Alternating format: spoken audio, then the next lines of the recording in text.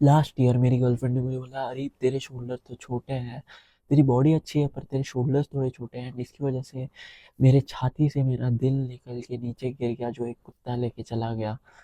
And इसकी वजह से मैंने इतनी रिसर्च की कि शोल्डर्स कैसे बड़े करूँ, शोल्डर्स एस्थेटिक कैसे करूँ। एंड मुझे ये 6 चीज़ें मिली जिससे मेरे शोल्डर्स इतने ज़्यादा ब्लो अप हो गए। लिटरली आके मुझे लोग पूछते हैं कि यार तूने शोल्डर्स कैसे बड़े किए। सो ये 6 चीज़ें हैं जिसमें से पहली चीज़ है wait drop lateral raises method. इसका मतलब है कि जितना भी तुम करंटली वेट कर रहे हो, फॉर एग्जांपल अभी मैं 25 पाउंड्स मेरा हाईएस्ट वेट जाता है लैटरल रेजेस पे। एंड लैटरल डेल्ट सबसे ज़्यादा इंपॉर्टेंट होते हैं because lateral dealt he aesthetic दिखते हैं। ये मैंने अपने कोर्स में भी बोला था कि लैटरल डेल्ट सबसे ज़्यादा अट्रैक्टिव मसल है। तो क्या करना है, जितना भी तू अभी करंट वेट कर रहा है हाईएस्ट वेट लैटरल डेल्ट का पहले वार्म अप कर लेना, फिर हाईएस्ट वेट जो लैटरल डेल्ट का करता है, फॉर एग्जांपल मैं 25 पाउंड्स करता हूँ तो 25 पाउंड्स लेना, 25 पाउंड से कर लेना। फिर सेट रोकना मत, 20 पे जाना, फिर 15 पे जाना, एंड फिर 12.5, फिर 10, फिर 5, फिर 7.5, फिर 5।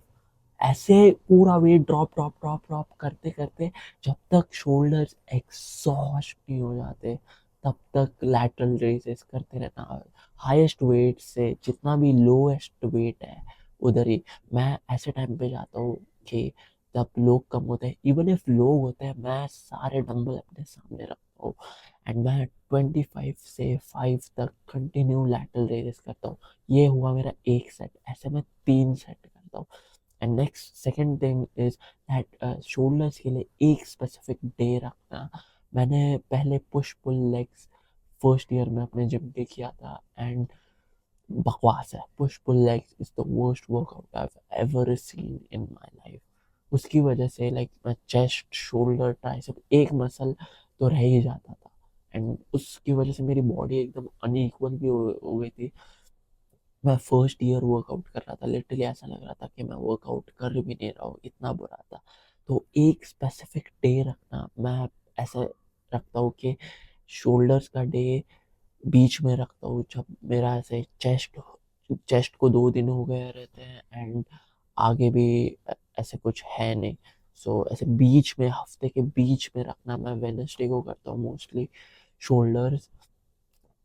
तो एक स्पेसिफिक डे हमेशा रखना शोल्डर्स के लिए। फिर और एक चीज़ है इस क्रिएटिन। क्रिएटिन लोग रहते नहीं है। इफ़ मुझे अपने यंगर सेल्फ को कुछ बोलना रहता कि जब हम स्टार्ट कर रहा है तो क्या करे, क्रिएटिन ले। Creatine is the most research supplement. 2.5 ग्राम से स्टार्ट कर, मैं तो अभी 10 ग्राम्स लेता हूँ। Creatine is the best supplement for recovery.